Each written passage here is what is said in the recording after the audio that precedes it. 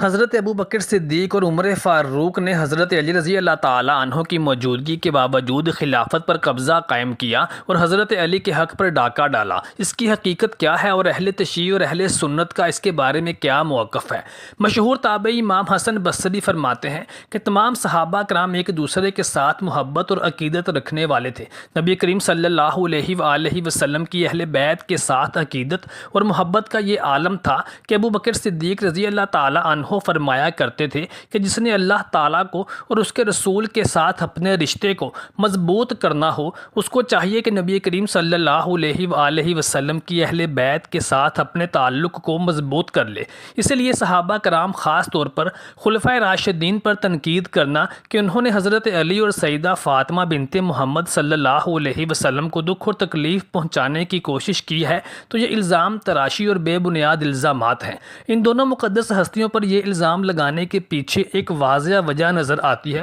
وہ یہ کہ نبی صلی اللہ علیہ وآلہ وسلم کے وصال کے بعد جب صحابہ کرام علیہ اجمعین کو یہ پتہ چلا کہ بنی سعدہ میں انصار صحابہ کرام خلافت کی بیعت لینے کے لیے جمع ہوئے ہیں، تو حضرت ابو بکر صدیق اور عمر فاروق اور حضرت ابو درداء رضی اللہ تعالی عنہ اجمعین سقیفہ بنی سعدہ پر جا پہنچے۔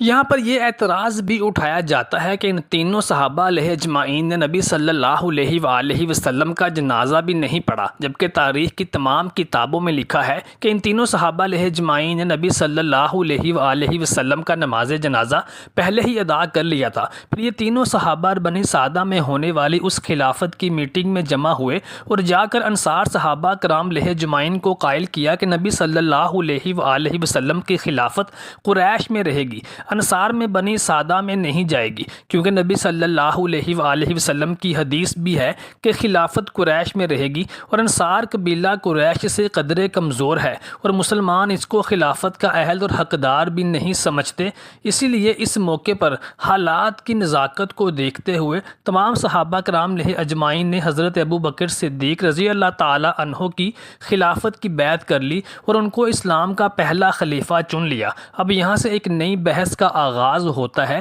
کہ اس اجتماع میں جہاں پر خلیفہ اول کو چنا گیا، اس میں حضرت علی رضی اللہ تعالی عنہ کو مدعو کیوں نہ کیا گیا اور ان کو شامل مشورہ کیوں نہ کیا گیا؟ یہی وجہ ہے کہ حضرت علی رضی اللہ تعالی عنہ نے حضرت ابو بکر صدیق رضی اللہ تعالی عنہ کی خلافت کی 6 ماہ تک بیعت نہ کی۔ امام طبری اور امام غزالی کے مطابق سیدہ فاطمہ الزہرا رضی اللہ تعالی عنہ اپنے بابا نبی صلی اللہ علیہ وآلہ وسلم کے وصال باکمال کے بعد رنجیدہ خاطر تھیں اور علیل ہو گئی تھیں، جس کی وجہ سے حضرت علی رضی اللہ تعالی عنہ نے عام مسلمانوں کے ساتھ ملنا جلنا چھوڑ دیا تھا اور اپنی زوجہ کی عیادت کرنے اور ان کی تیمارداری میں مصروف رہتے تھے۔ چنانچہ جب 6 ماہ کے بعد سیدہ فاطمہ الزہرا رضی اللہ تعالی عنہ کا انتقال ہو گیا تو حضرت علی رضی اللہ تعالی عنہ نے خلیفہ اول حضرت ابو بکر صدیق رضی اللہ تعالی عنہ کے پیغام بھیجا اور اپنے گھر پر بلوایا۔ جب سیدنا ابو بکر صدیق رضی اللہ تعالی عنہ کو یہ پیغام ملا کہ مولا علی رضی اللہ تعالی عنہ نے ان کو اپنے گھر پر آنے کی دعوت دی ہے، تو حضرت عمر فاروق رضی اللہ تعالی عنہ نے سیدنا ابو بکر صدیق رضی اللہ تعالی عنہ کو منع کیا کہ آپ اکیلے حضرت علی رضی اللہ تعالی عنہ کے پاس ان کے گھر نہ جائیں۔ تو سیدنا ابو بکر صدیق نے فرمایا کہ مجھے اہل بیت سے اور مولا علی رضی اللہ تعالی عنہ سے کوئی خطرہ نہیں ہے، چنانچہ آپ اکیلے ہی حضرت علی رضی اللہ تعالی عنہ کے پاس ان کو ملنے کے لیے تشریف لے گئے۔ یہاں پر ایک اور بات بھی یاد رکھنے والی ہے کہ حضرت علی رضی اللہ تعالی عنہ نے بھی سیدنا ابو بکر صدیق رضی اللہ تعالی عنہ کو اکیلے ہی اپنے گھر آنے کی گزارش کی، کیونکہ حضرت علی جانتے تھے کہ حضرت عمر فاروق رضی اللہ تعالی عنہ جلد جذبات میں آ جاتے ہیں اور یہ نہ ہو کہ عمر فاروق رضی اللہ تعالی عنہ کی موجودگی میں حضرت علی اور ابو بکر صدیق رضی اللہ تعالی عنہ کی یہ ملاقات کوئی اور ہی رنگ اختیار کر لے۔ چنانچہ جب سیدنا ابو بکر صدیق رضی اللہ تعالی عنہ مولا علی علیہ السلام کے گھر کے پاس اکیلے تشریف لے گئے تو حضرت علی رضی اللہ تعالی عنہ نے سیدنا ابو بکر صدیق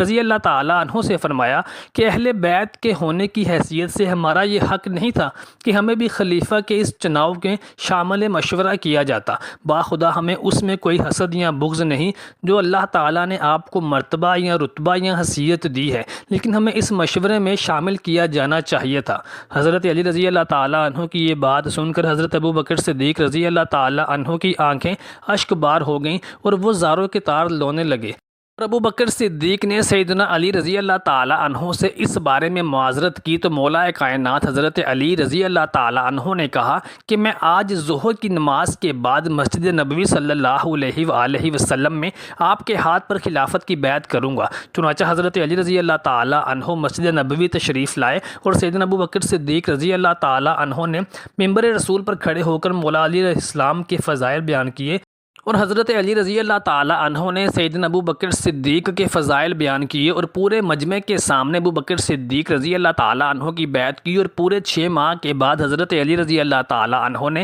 ابو بکر صدیق رضی اللہ تعالیٰ عنہ کے ہاتھ پر خلافت کی بیعت کی۔ تاریخ گواہ ہے کہ اس کے بعد ہر معاملے میں سیدنا علی رضی اللہ تعالیٰ عنہ نے حضرت ابو بکر صدیق رضی اللہ تعالیٰ عنہ کا ساتھ دیا اور کبھی بھی ان دونوں صحاب کے درمیان کوئی رنجش یا کوئی بغض یا اناد دیکھنے میں نہ آیا۔ یہاں پر اہل اعتراض سے یہ سوال ہے کہ اگر مولا علی رضی اللہ تعالیٰ عنہ کے ساتھ ظلم اور زیادتی ہوئی ہوتی تو انہوں نے بعد میں اس کے خلاف کوئی احتجاج یا کوئی کارروائی کیوں نہ کی؟ مولا علی رضی اللہ تعالیٰ عنہ کے ساتھ صحابہ کرام علیہ اجمعین نہ کھڑے ہوتے؟ اگر مولا علی علیہ السلام کے ساتھ زیادتی کی گئی ہوتی اور ان کا حق غصب کیا گیا ہوتا اور ان کی زوجہ کے ساتھ ظلم اور زیادتی کی گئی ہوتی تو کیا حضرت علی رضی اللہ تعالیٰ عنہ حیدر کرار ہو کر خاموش رہتے؟ یہ اہل اعتراض اگر خود کو سیدنا ابو بکر صدیق رضی اللہ تعالیٰ عنہ کی جگہ پر کھڑے کر کے دیکھیں تو اگر آپ صلی اللہ علیہ وآلہ وسلم نے آپ کو کلمہ پڑھایا ہو تو کیا آپ اسی نبی جس کا کلمہ پڑھتے ہیں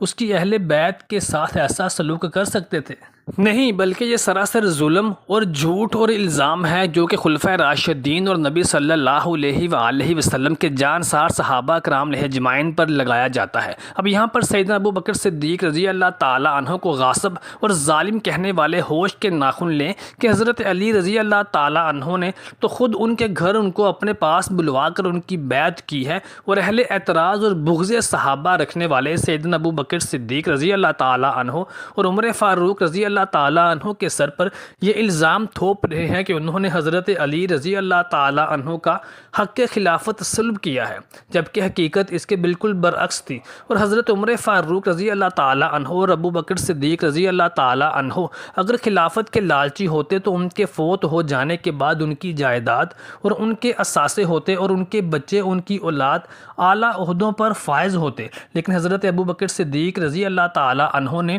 حضرت عمر فاروق رضی اللہ تعالیٰ عنہ نے اپنی وفات کے وقت اپنے کسی بھی بیٹے کو یا کسی بھی اولاد کو یا کسی بھی اور رشتہ دار کو اسلامی سلطنت میں کسی بھی عہدے پر فائز نہیں کیا، بلکہ سیدنا عمر فاروق رضی اللہ تعالیٰ عنہ نے تو اپنی وفات کے وقت جب نیا خلیفہ منتخب کرنے کے لیے جو 6 رکنی کمیٹی تشکیل دی تھی اس میں آپ نے واضح طور پر یہ فرمایا تھا کہ میرا بیٹا عبداللہ بن عمر اس کمیٹی کا حصہ ضرور ہوگا لیکن اس کو خلافت کی دوڑ میں شامل نہ کیا جائے۔ چنانچہ یہ دلیل ہے کہ یہ دونوں صحابہ کرام یعنی خلفۂ راشدین خلافت کے لالچی نہ تھے، بلکہ ان دونوں کی خلافت مسلمانوں کے باہمی مشورے کے ساتھ عمل میں آئیں۔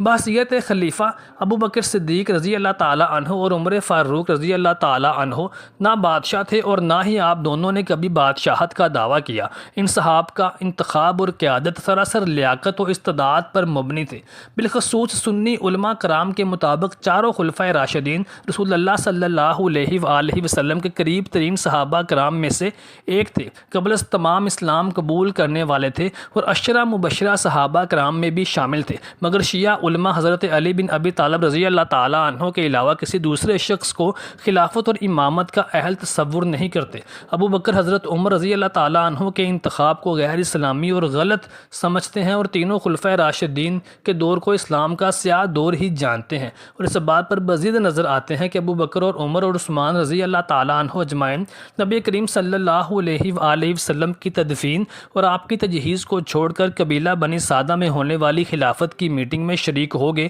اور یہ عمل اسلامی جمہوریت کے خلاف سازش قرار دیتے ہیں۔ خلافت راشدہ کا دور اس لحاظ سے بہت اہم ہے کہ اس زمانے میں اسلامی تعلیمات پر عمل کیا گیا اور حکومت کے اصول اسلام کے مطابق رہے۔ یہ زمانہ اسلامی فتوحات کا بھی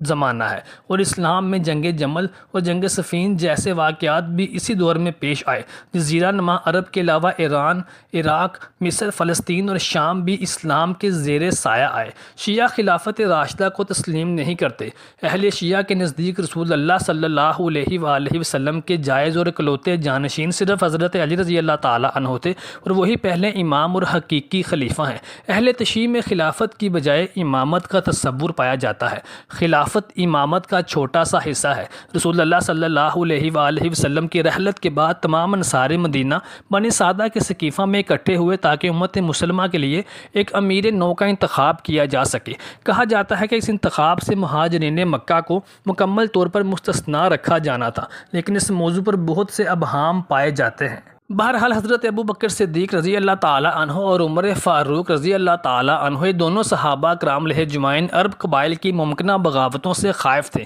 لہٰذا آپ دونوں صحاب نے فی الفور اس اجتماع میں پہنچ کر اور حضرت ابو بکر صدیق رضی اللہ تعالیٰ عنہ نے وہاں پر ایک خطبہ دیتے ہوئے اہل محفل کو متنبہ کیا کہ رسول اللہ صلی اللہ علیہ وآلہ وسلم کے قبیلے قریش سے باہر کسی کا انتخاب کیا گیا تو یہ سخت اختلافات کا باعث ہوگا۔ اس دور کی پہلی خصوصیت جمہوریت ہی تھی۔ سیدنا ابو بکر صدیق سے حضرت علی رضی اللہ تعالیٰ عنہ تک کی خلافت کے لیے نامزدگی میں جمہوری روح کار فرما تھی۔ اس میں کوئی خلیفہ ایسا نہ تھا جس کو امیر مقرر کرنے میں مسلمانوں کی عام رائے اور مرضی شامل نہ ہو، یا جسے مسلمانوں پر زبردستی مسلط کر دیا گیا ہو۔ سقیفہ بنی سعدہ میں مسلمانوں کا حضرت ابو بکر صدیق رضی اللہ تعالیٰ عنہ کو نامزد کرنا، حضرت عمر فاروق رضی اللہ تعالیٰ عنہ کے لیے سیدنا ابو بکر صدیق کی تمام صحابہ کرام سے رائے لینا اور مسلمانوں کا ان کے لیے متفق ہونا، حضرت عمر فاروق رضی اللہ تعالیٰ عنہ کا 6 صحابہ کرام کی کمیٹی میں حضرت عثمان رضی اللہ تعالیٰ عنہ کی خلافت کے لیے متفق ہونا، اور حضرت علی رضی اللہ تعالیٰ عنہ سے مسلمانوں کا خلافت کا بار اٹھانے پر اصرار، یہ تمام اسلامی سلطنت میں خلیفہ کے انتخاب کے لیے جمہوریت کی انتہائی عمدہ اور واضح مثالیں ہیں۔ پھر ان کے عہد میں ہر موقع پر اس نظام میں ہی جمہوریت کی روح کار فرما رہی۔ محترم ساتھیو، اللہ تعالیٰ سے دعا ہے کہ وہ ہمیں حق اور سچ کو سمجھنے کی اور اس پر عمل کرنے کی توفیق عطا فرمائے۔